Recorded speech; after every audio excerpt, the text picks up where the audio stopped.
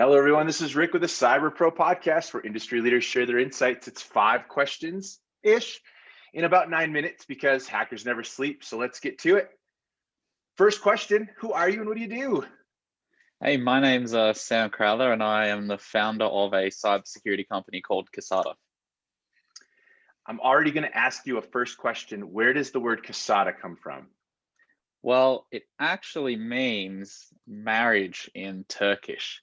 And something that I feel pretty strongly about personally, and a bunch of our founding team do, is the idea of building solutions that are both really bloody simple to use, but are also very damn effective at what they do. So we see it as the marriage of security and usability.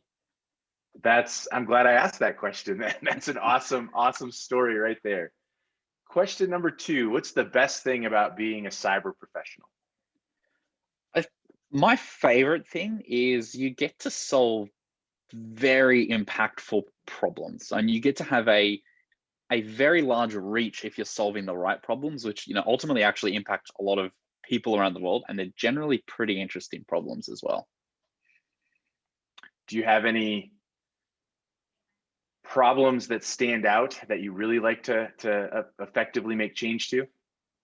Well, I think anything which is going to impact someone's life is kind of the way I like to look at it. All the roles I've had, I've generally been working, on consumer facing applications and trying to make sure they're as secure as, they possibly can be, so that, people like you and me and, our parents and grandparents are the ones who never have to have issues because we do our jobs.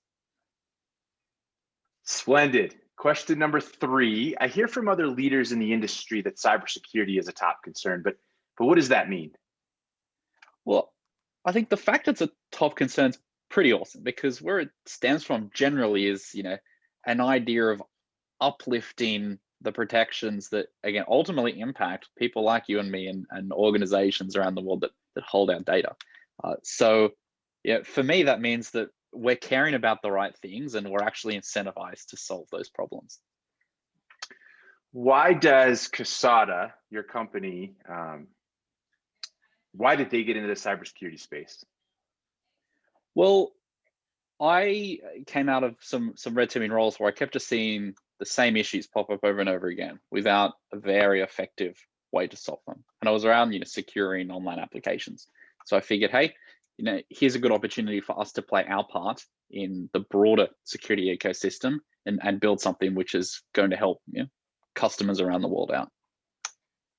Okay, that's a fair response. Question number 4. Here's the meaty question for you. What insight do you want to share with other experts? Well, I think something that I've definitely had reinforced all throughout my career is it's so important to remember that we're up against people who are generally trying to put bread on the table, and we really need to put as much effort as we can into understanding why they may be going after us and what motivates them to go after us as well. Because if we don't understand the psyche of the people on the other side of the keyboard, so to speak, we're never going to win the battle. How would you recommend educating and moving past the technology? At that point, we have to move past the technology to do that. What recommendations would you give?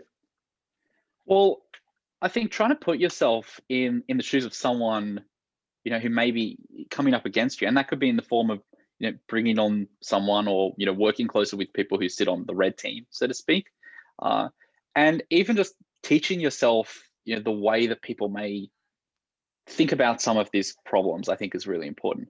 I think ultimately, actually, it just comes down to empathy, right? It's like how much can you empathize with their situation and put yourself quite literally into their shoes and go, all right, well, if I was them, why would I be doing this, and then how would I go about it?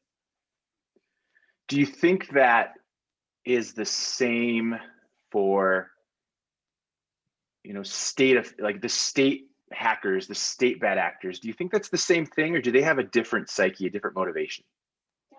Well, I think the person calling the shots will ultimately have they will have some sort of emotional motivation. And then again, I really think it comes down to why may someone be after you? If it's a nation state, it's going to be much more difficult, but understanding why they may be coming after you and what they're after could help let you focus your efforts, so to speak, right? So instead of trying to secure everything under the sun, go, right, well, we understand that this is our most valuable thing and this is most likely what someone's after. So let's invest our time and resources there. Perfect. Last side question. This has been great. I love the dialogue. Last side question before we get to our fifth and final question is, once you understand the psyche,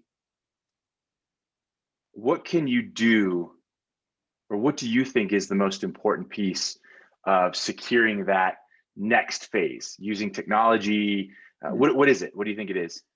Well, I think once you understand, the mindset they're in, then you can sort of try and pull it apart, right? So if you work out, okay, well, they're motivated by a quick buck. All right. What are some very simple switches on the defender's end where you can, destroy that economic equation, right? Like, where can you make things take just a little bit more time or just a little bit more effort than they do currently, which all of a sudden means the quick buck goes out the window. Perfect. Love it. Question number 5-ish. I told you we'd be into more than that questions. What's your favorite piece of retro technology that makes you smile? Mate, look, that's a bit of a hard one. It's probably honestly one of the first modems that I ever had growing up, and the beautiful noise it used to make. That's about it.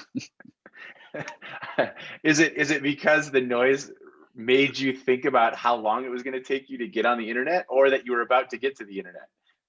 Mate, it was a bit of both, especially when I was downloading some of those early games off cnet.com. Definitely reminded me how long it was going to take to get to the internet. Nice. I love it. Well, you did it. More than 5 questions in less than 9 minutes. It was epic having you on. Make sure you check everybody out on the episodes that we have already posted at the Cyber Pro podcast. My name is Rick. Stay awesome, my friends. And again, thank you.